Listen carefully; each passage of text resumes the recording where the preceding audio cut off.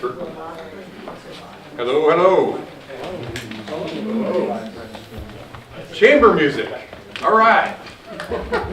And not only that, I mean, in my world, this is what a cool guy looks like. You know, it's funny because I always say this, but it's hard to be believed in that I don't tell anybody what to play or what they should play or it's simply what they want to play.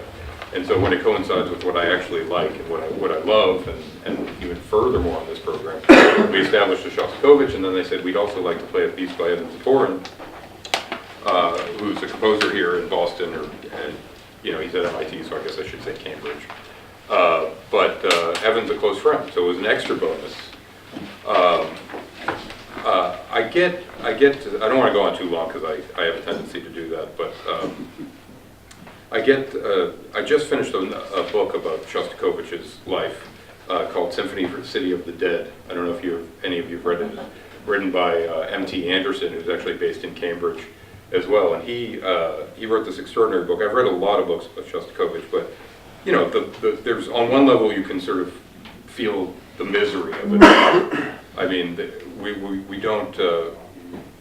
In M.T. Anderson's book, I said, you know, things are bad when in Russian they need two different words for cannibalism. I mean, it was really bad. And I love music for that reason, because it gives us perspective of, it can be bad, like if you feel things are bad right now, for example, what kind of art is being made, and in as much I think artists are really more than anything sort of documentarians of what it's like to be. If you want to know what it's like to have been alive during Mozart's time, listen to Mozart's music. For me, that's more than gives me more of an idea of the values of a time and what people were like than reading any book. But I'm a music guy, so maybe that's self-evident. But that's one layer of it. But the other thing about Shostakovich is the ambiguity of it all, in that you know, depending on the day, the year, was whether he was in the good graces of the authorities. And well, we can't imagine what it was like to have, you know, a dictator call you up. I mean, a dictator's calling up Shostakovich and say, you know, this is Opus 33 that we're going to hear these preludes arranged by Lera Auerbach. Times were good. This was when things were good in his life. And it was only a short period thereafter that he fell into disfavor with Stalin, and his music was eventually banned. And I can go on and on about this, and then he had his response with the Fifth Symphony, and then he was in their good graces. But you say, oh, well, were things good when this music was being written, or bad, or is this bad music? Some of the music varies in quality, and some of it, is it bad music because he's not a great composer? No, obviously he's a great composer. And then there are books, I put out some other things over there. There are books, his own, what they call his testimony, which was about his own, according to what he told somebody about his life, his real feelings. Those are called to questions, and nobody knows if those are real. So you go, well, what did he really believe? And us music lovers can say, well, we can find everything we want in the music. We know who he was by listening to music, if you really listen closely enough. And so I couldn't be more thrilled, you know, especially in this kind of environment. I did it last time. I wanted to sort of bury the lead this time around instead of last time, but can you please show your appreciation for Elaine and Marshall for having us here, because I've been so grateful to them.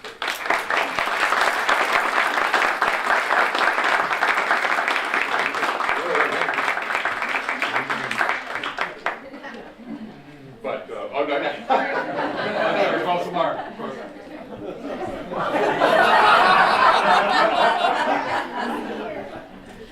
Sorry about that.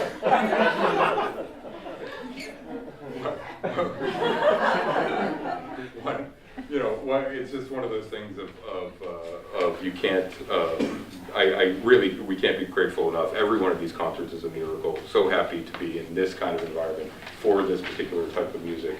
And not only that, Shostakovich is no longer with us, but Evan Ziporyn, whose music is on the second half of the program, is with us. And I don't know if he plans on saying something, but he is with us. So it's a more special occasion than otherwise. And with that, I will stop talking. And with that, I will introduce Raha Duo.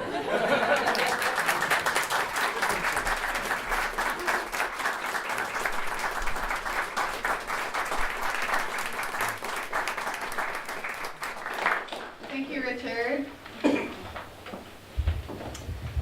So we couldn't hear very well from in there, so I don't know if he actually already spoke about the first piece that we're going to be playing. Did he say? No. Okay, so so Shostakovich is a composer who passed away in 1979, and yet we have a brand new piece for viola. 75. 75. My bad. And just this past year, a new work for viola and piano was discovered by him among the effects of the violist of the Borodin Quartet. And scholars looked it over. This very quick looks like it was very quickly written, and they confirmed it was indeed by Shostakovich, and it was written in one sitting, and it was dedicated to the violist of the Beethoven Quartet. So both two Russian quartets who are very much, I'm just going to fix this, very much associated with his music. Yeah, and we were really excited to discover it, and we hope you guys will like it too.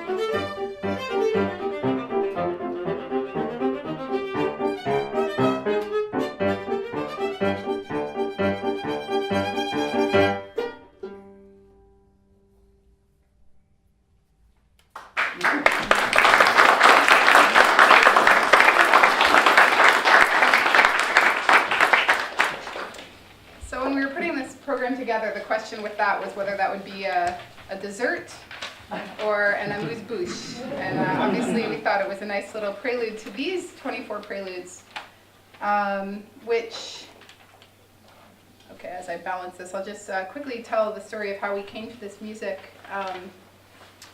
Lera Auerbach is a Russian composer living in the US, and I had played an orchestral work of hers 2 different times in the Boston area, a piece called Icarus.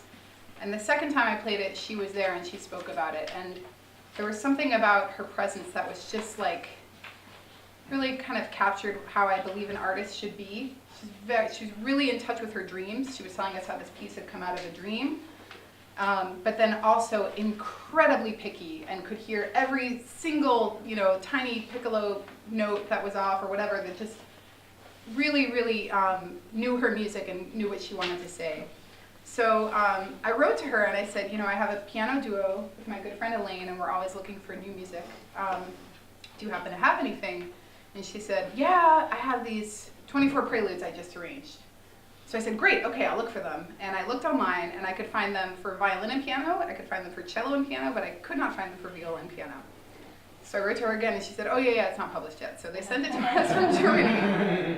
And this, these works are really, you know, it says on this Bearbeitet, which means worked on, but they translated it into English as transcribed by Lera Auerbach, and this is by Shostakovich, but transcribed. And this really is more a Bearbeitet, which means it was reworked. They're really recomposed.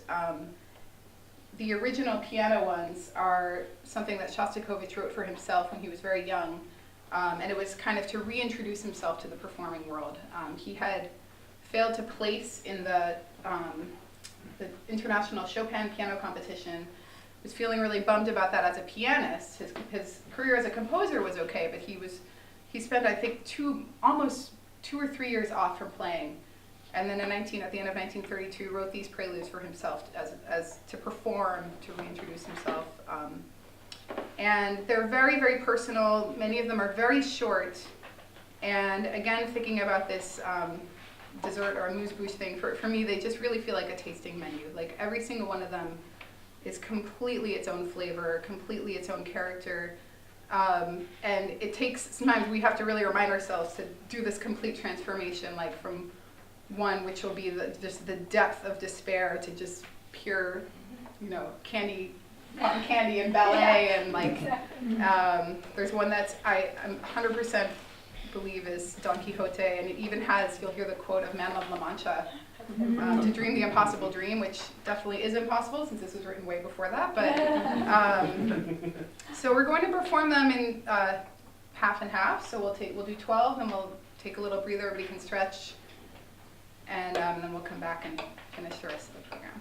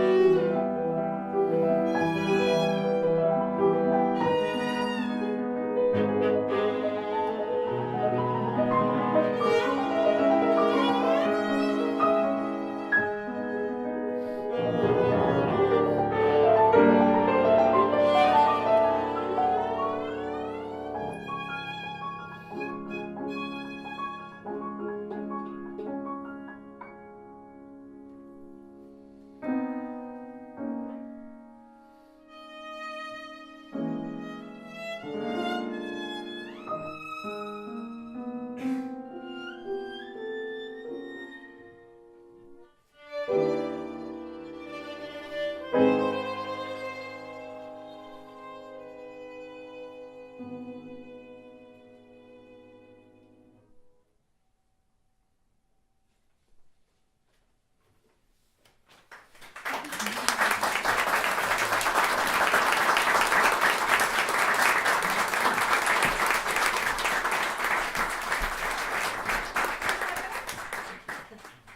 we'll see you back here in a few.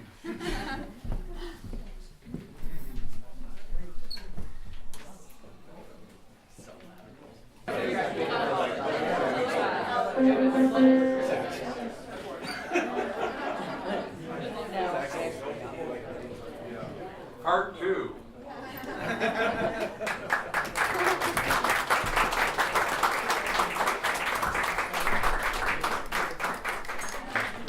Oh, yes, please. As we get set up again for part 2, first of all, just a very big thank you to Richard and Salem Classical. This is such an incredible series that you have here and that you've built, and to have this it's just great. So thank you so much.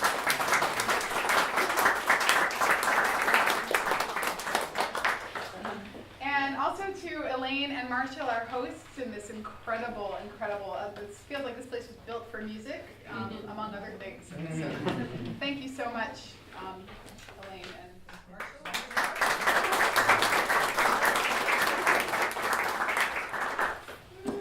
I forgot to mention that these 24 preludes are, inspired by his experience in the Chopin competition. They are also inspired by Chopin's preludes, and in a similar way, they start in C major and go through all 24 keys. So every odd number one is a major, every even number is a parallel minor.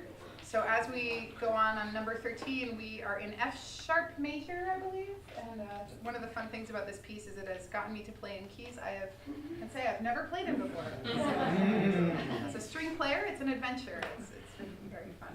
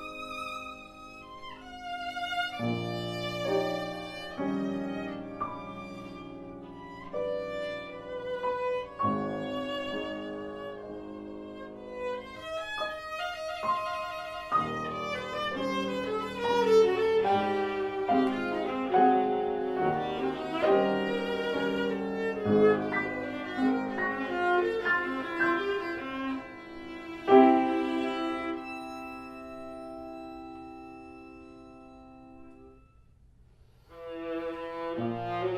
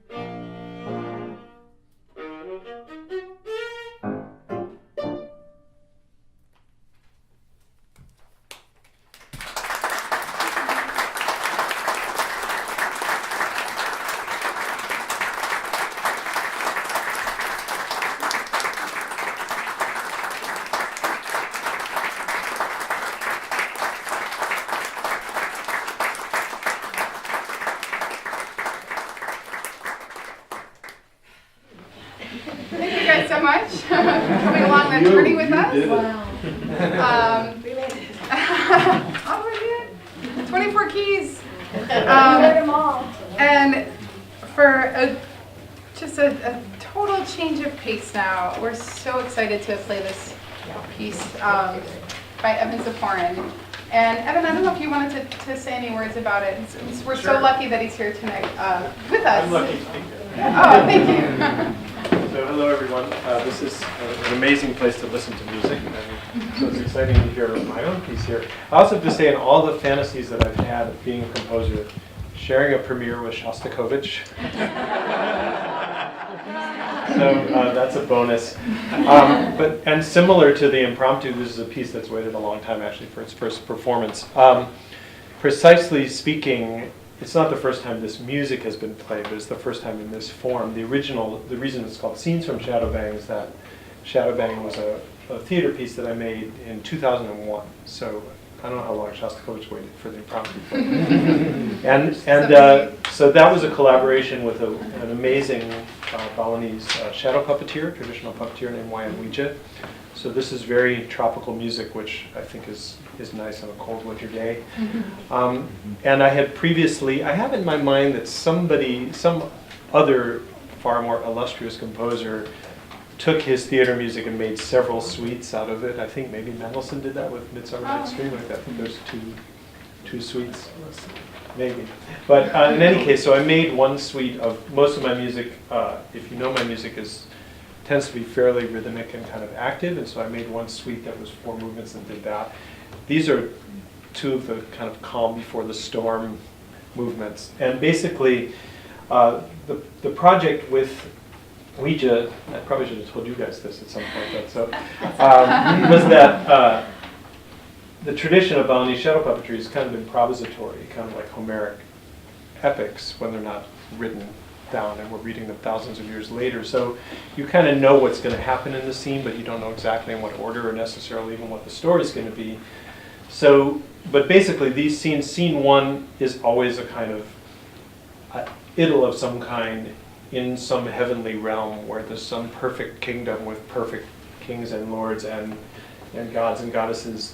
And in the course of the scene, it becomes clear that they're going to have to leave there to go take care of some kind of major problem.